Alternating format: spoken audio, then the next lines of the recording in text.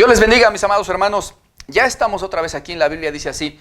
Hoy vamos a ver el último de los temas que tratan sobre todo lo relacionado a cosas como juzgar el pecado y al pecador dentro de la iglesia, o la falsa disciplina que dan en algunas iglesias con castigos de hombres, o el tema de la verdadera disciplina que sí es bíblica y que ya hemos explicado.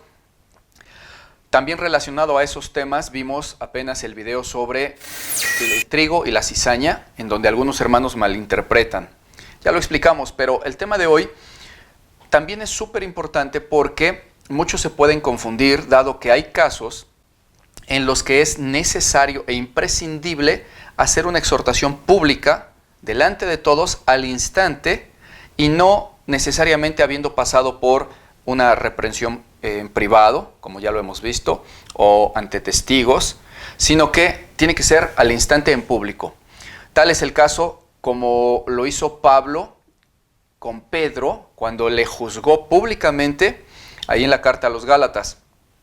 Y hubo un hermano que nos preguntó que cuándo aplicaba entonces esos casos, porque también el Señor Jesús, de hecho, hay momentos en que nosotros vemos que al instante y públicamente reprende a aquellos que le están difamando, o que le están inculpando, o que están contra la doctrina, y no tuvo que haber pasado por testigos ni en privado. Entonces, ¿cuándo aplica eso? Es bien importante, mis hermanos, este tema. Es el último de los temas sobre juzgar. Tenemos que explicarlo porque puede haber alguien que se tropiece cuando algún pastor o en alguna situación de alguna iglesia se dé una reprensión pública al instante sin que se pase por los testigos, y pueden pensar que uno está violando la escritura, que está siendo uno injusto. De hecho, algunas veces nos han dicho a nosotros, pero ¿por qué lo hiciste en público y no primero en privado y con testigos? Y es que por desconocimiento de la palabra de Dios y muchas veces por contención, algunos se tropiezan y juzgan lo que se está haciendo bíblicamente, pensando ellos que es antibíblico. Entonces vamos a ver este tema porque es bien importante. Acompáñame a ver el video. Y bueno, mis hermanos, para que se entienda claramente el tema, vamos a decir en concreto que hay dos ocasiones nada más en las que se debe de hacer la exhortación en público al instante, sin tener que haber pasado por una reprensión en privado o con testigos, al instante. ¿Cuáles son esas dos ocasiones? Número uno, cuando el hermano peca no contra ti ni contra otro hermano, sino contra la doctrina. Y número dos, cuando alguien te difama o te inculpa o te acusa públicamente.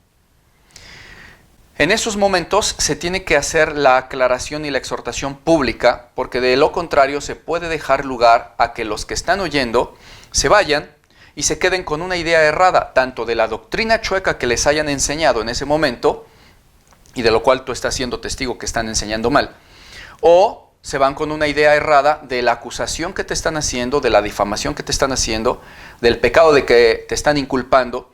Y si tú dejas que se vayan y no haces la aclaración y la exhortación o reprensión en público al instante, das pie a que los demás piensen que la doctrina que les enseñaron era correcta, o que en verdad tú eres un pecador porque no dijiste nada cuando te acusaron públicamente de una falta, o te difamaron y tú no dijiste nada, sino que aceptaste la falta.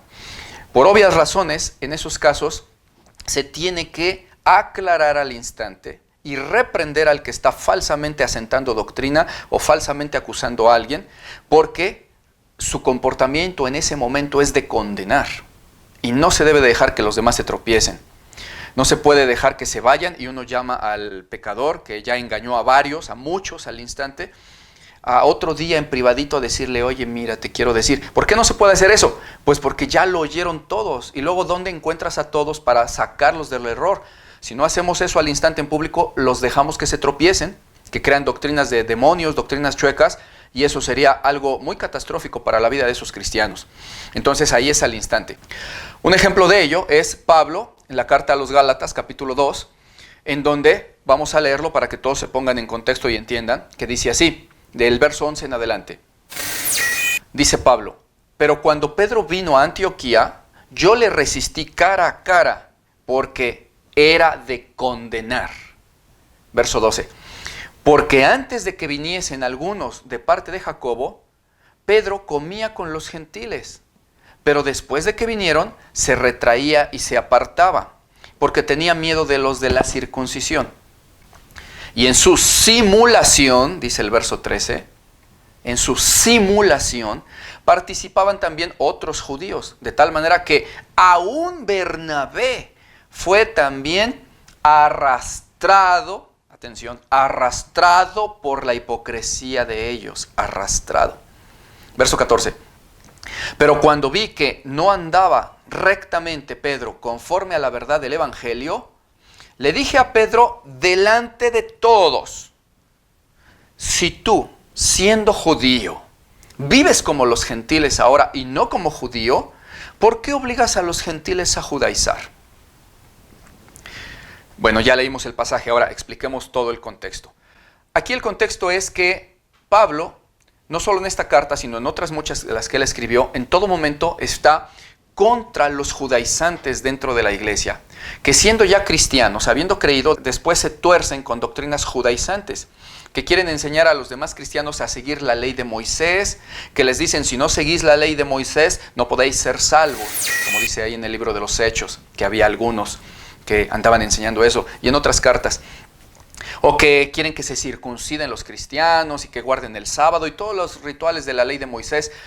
Pablo habla muy claro y específico en muchas cartas contra eso. Entonces, en este pasaje, Pablo está viendo que incluso Pedro, por cobardía en esa ocasión, antes de que llegaran los de parte de Jacobo, él tranquilamente comía con los cristianos, con judíos o gentiles, pero cristianos. Y después llegan algunos que eran judíos, circuncisos previamente, pero que después llegaron a ser de Cristo, y por miedo a ellos, para que no hablaran mal de él, Pedro ya hacía una separación en la doctrina. Pedro en ese momento estaba enseñando con sus hechos una falsa doctrina. ¿Cuál? El judaizamiento de la iglesia, la separación entre judíos y gentiles, aunque todos eran hijos de Dios, todos eran cristianos. Entonces, con sus hechos estaba asentando doctrina diferente de la cual los demás, viendo, iban a pensar que Pedro, al ser una columna de la doctrina de la iglesia, estaba avalando que había que hacer separación entre judíos y gentiles. Los demás lo veían. Los nuevos, los indoctos, los débiles en la fe, podrían pensar que estaba bien entonces hacer eso. Fíjense, eso los débiles en la fe, pero incluso alguien maduro en la fe, como Bernabé, dice, fue arrastrado por la hipocresía de Pedro, hasta Bernabé, imagínense.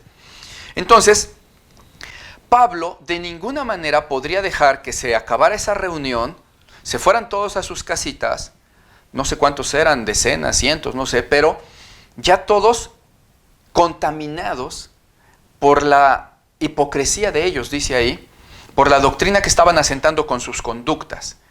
Ya contaminados y tropezados. Los deja ir y luego que Pablo le dijera a Pedro en privadito: mira, yo te quiero decir algo, te quiero exhortar y reprender por esto y por lo otro. No podía hacer eso, porque luego ¿dónde consigue a todos los demás para decirles? Era un error, ya lo traté con Pedro. No, porque ahí no está pecando contra Pablo, sino contra la doctrina de Cristo. Recuerden que el Señor Jesús dijo en Mateo: si algún hermano peca contra ti, ve y repréndele a solas. Obvio, entendamos, no es lo mismo que un hermano un día me robe un dinero o me dé una bofetada, y qué clase de persona tan indecente sería yo, tan vengativa o inmoral, de que él me hizo algo a mí y yo luego diga: hey, miren todos, él me robó, él hizo esto. O sea, estaría muy mal. Eso ni en el mundo se suele hacer. Uno va y reclama primero cara a cara: oye, ¿por qué hiciste eso? ¿Qué te pasa? Etcétera. Entonces le reprendes a solas. Pero porque el pecado es contra ti, es necesario hablar con él. ¿No entiende? Pues vas con testigos. Eso es natural. Incluso en el caso del Señor Jesús, que también reprendía públicamente a los judíos, a los fariseos, notemos que él les reprendía con respecto a la doctrina o a su testimonio, que es algo que ahorita vamos a ver, la segunda razón por la que se debe de hacer al instante. Pero mínimamente los que ahí estaban, que eran los maestros fariseos, maestros de la ley, etc., lo que hablaban al instante ahí, según contra Jesús, era contra la doctrina que Jesús predicaba, como diciendo: esa doctrina es falsa. y lo que nosotros, judíos fariseos, enseñamos es lo verdadero. Entonces Jesús no podía ir, esperar que se fueran todos y hablar con cada fariseo cara a cara y en privado y decirles, mira, te quiero exhortar. No, no se podía. ¿Por qué? Que no están pecando contra Jesús, sino contra la doctrina. Y si Jesús dejaba que se fueran todos esos bajo la enseñanza que estaban asentando en ese momento los fariseos, o cuando le contradecían a Jesús, decían, no, así no es, debe ser así, así. Si Jesús calla y deja que se vayan, los hace tropezar a todos, deja que se vayan con la enseñanza mala. Por eso los tiene que reprender al instante. Entendamos, mis hermanos, que cuando el Señor Jesús en Mateo dijo que se hace en privado, es porque dice, peca contra ti. Y también ahí algunos dicen, pero ¿y si no pecó contra mí, sino contra mi hermano de junto? Bueno, es similar, es lo mismo, abramos nuestro entendimiento. Es una cuestión entre particulares. Peca el hermano de acá contra tu mamá, supongamos. Pues no vas a decir inmediatamente a todos, oigan, miren, ya le hizo esto a mi mamá. No, pues no somos niños. Entonces no está pecando contra mí, pero sí contra mi mamá. Entonces voy y le digo, oye hermano, ¿qué pasó? ¿Por qué haces esto? Mira, esto no está bien delante de Dios. Y ya, según los parámetros que Jesús ordenó y también el apóstol Pablo en todas sus cartas. Pero es un asunto entre particulares. Violación a nuestros derechos o un ataque a nuestra persona. Lo mismo habría pasado si a Jesús la falta que le hiciera fuera, por ejemplo, robarle sus sandalias. Les aseguro que Jesús no habría dicho, miren, los estos me robaron mis sandalias, hipócritas, malnacidos. No les hubiera dicho eso, ¿verdad? Pero si dicen algo contra la doctrina o contra su testimonio, que es el segundo punto que veremos hoy, necesariamente tiene que hablar para no dejar a todos en el error. Y bueno, entonces, ya que entendimos el primer punto, que es cuando se peca no contra mí o mi prójimo aquí de junto, sino contra la doctrina, ya lo explicamos, y el caso de Pablo. Entonces, pasamos al punto 2. Cuando te difaman o te inculpan o te acusan de algún pecado públicamente. Y obviamente es un pecado que no cometiste, por eso se llama difamación, te están creando mala fama. Y es que nosotros, hermanos, entendamos, no podemos aceptar pecados que no tenemos. Los pecados que sí tenemos, debemos de aceptar nuestra responsabilidad y en humildad aceptar que los hemos cometido y pedir perdón, deshacer la falta, obvio. Pero los que no tenemos por qué dejar que otros piensen que somos unos impíos, pecadores, y que estamos aceptando que tenemos ese mal testimonio que nos imputa el de allá o el de allá, nada más para que algunos cuantos acusadores queden contentos. No podemos hacer eso. Tenemos que abrir la boca inmediatamente para defender nuestro testimonio. El apóstol Pablo dice en 1 Corintios 9:3, contra los que me acusan, esta es mi defensa. Y empieza a defenderse públicamente por cartas. Tenemos que abrir la boca y defendernos al instante. Y aquí un puntito importante. Muchos dicen de una manera antibíblica, no te defiendas, Dios es el que te va a defender. Por ejemplo, cuando en los comentarios de los videos muchos dicen que somos falsos pastores y que predicamos doctrinas de demonios y no sé qué tanta tontería dicen. Entonces, ahí aplicamos lo que dice la Escritura por montones, los versículos que dicen que derribamos argumentos y toda altivez que se levanta contra el conocimiento de Dios. O como dice Pablo también, a los tales es preciso taparles la boca porque trastornan casas enteras enseñando lo que no conviene. Entonces, sí tenemos que abrir la boca. Es antibíblico que alguien diga, pastor, no te defiendas, o hermano, no te defiendas, no digas nada, Dios te defenderá. Acuérdate que Jesús ni siquiera abrió su boca, como oveja fue llevada al matadero. Bueno, no, eso es antibíblico, se están confundiendo. Sí es bíblico el pedacito, pero lo están metiendo donde no es. Entendamos y revisen sus evangelios, la escritura que tienen ahí, sus Biblias, y verán que el Señor Jesús no abrió su boca contra sus agresores en cuanto lo iban a crucificar, para que se cumplieran las escrituras, como oveja fue llevado al matadero y no abrió su boca. Le hacían agravios personales, un puñetazo y no decía nada. ¿Sí? Lo escupían, lo aventaban y no dijo nada, enmudeció y no abrió su boca. Pero ahí aplica lo que les decía hace un rato, la falta es personal y se tenía que cumplir la escritura. Pero es a ese respecto que dice la escritura que no abrió su boca, revísenlo. Hasta proféticamente en Isaías también, como cordero fue llevado al matadero y no abrió su boca, al matadero. Pero recuerden que en cuanto andaba predicando, en todo momento se defendió y calló bocas de quienes lo acusaban. Por supuesto que no se iba a dejar inculpar de pecados que él no tenía. En Juan 8:46 les dice: ¿quién de ustedes me redarguye de pecado? Si digo la verdad, ¿por qué no me creen? Sí abría su boca. En Mateo 22:18 dice: pero Jesús conocía la malicia de ellos y entonces les dijo: ¿por qué me tentáis, hipócritas? A ver, veamos si efectivamente Jesús no abrió su boca para defenderse de lo que le imputaban. Claro que la abrió. En Mateo 15:7 también les dice: hipócritas, bien profetizó de ustedes Isaías cuando dijo: este pueblo de labios me honra, pero su corazón está lejos de mí. Hipócritas. Sí se defendió, sí abría su boca. En todas sus predicaciones abría su boca para callar a todos los detractores. Porque eran detractores no contra la persona de Jesús o que le golpeaban o algo, sino contra la doctrina que anunciaba, la doctrina de Dios, del Padre, y contra el testimonio de Jesús. Por eso es que en este punto decíamos que debemos de hablar cuando hablan contra nosotros, nos imputan un pecado o atentan contra el testimonio que tenemos. Ahí sí hay que hablar, como Jesús les dijo.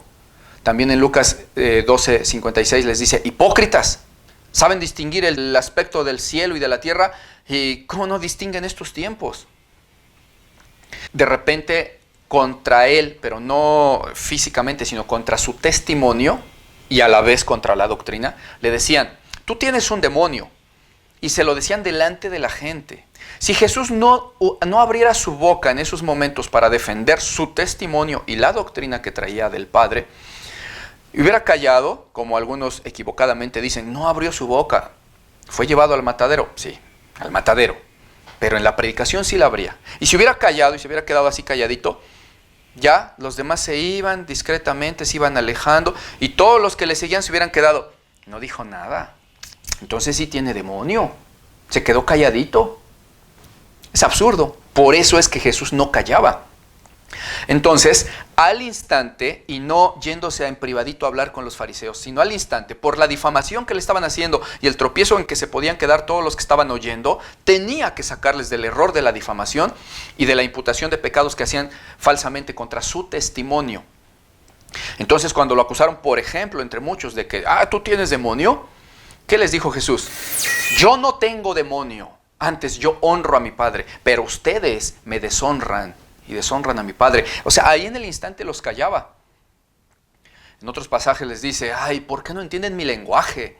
Porque no pueden escuchar mi palabra, dice en Juan 8 del verso 43 al 44. Ustedes son de su padre el diablo y las obras de su padre el diablo quieren hacer. Hablaba, los callaba. Los demás que le seguían, los que sí quieren la verdad, tienen que oír al instante la refutación y ver que están mal los que están acusando y difamando. Uno tiene que defenderse. Jesús lo hizo, Pablo lo hizo. Aparentemente las ofensas eran contra él, contra Cristo. Por ejemplo, dicen: ¿tienes demonio? Aparentemente la ofensa es contra él. Pero resulta que él era maestro de la palabra. Entonces, todo ministro, todo maestro de la palabra que habla verdad, cuando le dicen: tú eres un falso pastor, tú tienes demonio, tú predicas doctrina de demonios, no es un agravio personal contra uno. Es un agravio contra la doctrina que estamos predicando, porque si nosotros callamos y no decimos: no, yo no tengo demonio, tú estás endemoniado. O no, yo no tengo demonio, tú eres el que predica doctrinas de demonios. Te demuestro con esto y con esto. Si nosotros no hablamos, entonces los que oyen se quedan con la idea de que por algo no dijo nada. Y si se creen que tiene demonio el que está hablando palabra de Dios, entonces pierde credibilidad y la doctrina verdadera que estaba hablando ya no tiene validez. ¿Por qué? Porque los demás dirían: no, pues ni le hagas caso, pues tiene demonio. Ya viste que ni dijo nada, lo acusaron de tener demonio y no dijo nada. Por eso es que Jesús, siendo maestro de la palabra, cuando le decían tienes demonio, tenía que hablar. Si a él le hubieran dicho: mira tú, ahí sí un agravio personal, que le hubieran dicho: mira tú, estás muy feo, supongamos, ¿no? O tienes cara de, no sé, de algo. Jesús habría dicho: mi Padre ama a toda la creación, estén feos o estén guapos. Y yo por mi parte te amo a ti y te perdono. Porque le están haciendo un agravio personal, nada más. O se hubiera quedado callado, ahí sí. Le hubieran dicho, tú estás muy feo, supongamos, ¿no? Y él hubiera dicho, no se hubiera quedado escribiendo en la tierra, calladito. Pero cuando le dicen tienes demonio, el agravio no es personal, es contra lo que anuncia y contra su testimonio de vida. Entonces, tenemos que entender que hay casos en que para que no se tropiecen los demás, no se pasa por reprensión privada ni con testigos, sino directamente ante todos, al momento. Si alguien llega alguna vez a la congregación y acusa, por ejemplo, al pastor, dice, este pastor anda en fornicación y es un adúltero, es un ladrón, se roba los diezmos, o cualquier falta. Imagínate que tú te quedes callado y agaches la cabeza. Pues, ¿qué van a decir si te quedas callado y agachas la cabeza?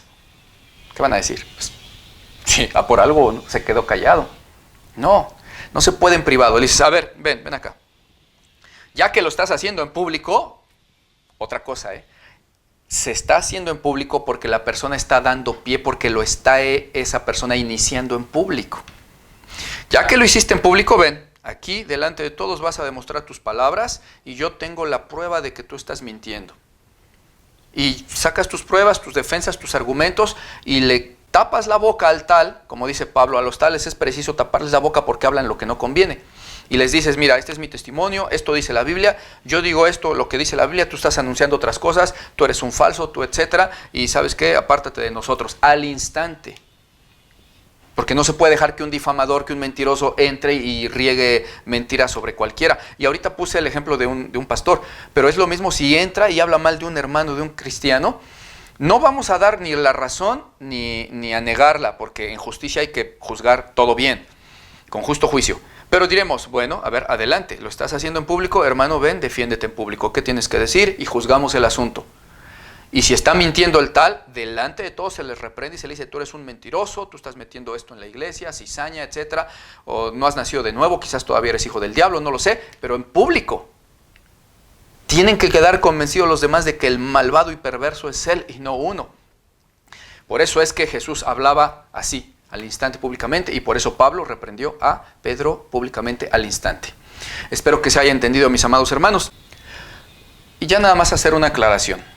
Normalmente cuando alguien se equivoca tiernamente o sin querer, no obstante que esté diciendo algo errado de la doctrina o de nosotros a veces, pero se ve que está solamente distraído o confundido, pues le respondemos mansamente, mira, no, ¿sabes qué? Estás equivocado, no es cierto, te lo puedo demostrar y punto, ya.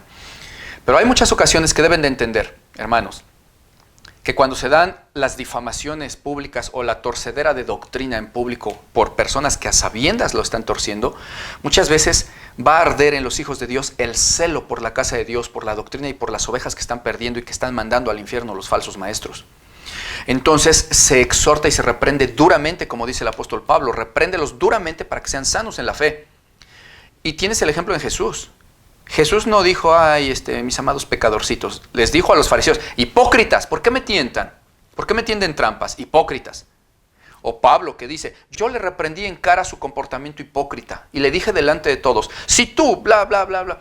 Entonces, notemos que no es que a Pablo le faltaba mansedumbre, no es que a Jesús le faltaba mansedumbre, le sobraban de hecho. Pero cuando atentan contra la doctrina del Padre, contra el Espíritu Santo y contra las ovejas que están torciendo a propósito a algunos perversos, el celo arde y entonces se reprende duramente. Que nadie se confunda cuando note a algún ministro reprendiendo duramente a alguien que a sabiendas está torciendo toda la Escritura. Que le muestra 5 versículos y sigue diciendo, no, pero yo digo que no y ustedes están mal y son del diablo y predican doctrinas de demonios. Se le contesta como merece su necedad. Porque dice el proverbio, no contestes al necio de acuerdo o igual que con su misma necedad para que no te vuelvas necio igual que él. Antes bien, contéstale al necio como se merece su necedad para que no se sienta sabio en su propia opinión. Entonces son órdenes que seguimos de parte de Dios y por celo a la doctrina de Dios que muchas veces contestamos muy fuerte a algunos detractores que a sabiendas tuercen la Escritura. Porque amamos la palabra. No podemos permitir que a sabiendas estén haciendo tropezar a muchos, que son nuevitos, que son ovejitas tiernas y que ahí van pobres tristemente cayendo en los engaños de las garras de esos hijos de Satanás que tuercen a propósito. No lo podemos permitir. Y cuanto más que se hacen llamar cristianos. Peor tantito. Por eso Pablo habló así de fuerte. Por eso Jesús respondía así de fuerte. Y no les faltaba mansedumbre. Les sobraba amor por las almas. Bueno, esa es la explicación, mis hermanos. Espero que se haya entendido. Mientras tanto, te mando un abrazo, mi hermano. Dios te bendiga. Recuerda que estás en la Biblia, dice así. Soy tu hermano, el pastor Martín Bonilla. Te mando un abrazo. Dios te bendiga.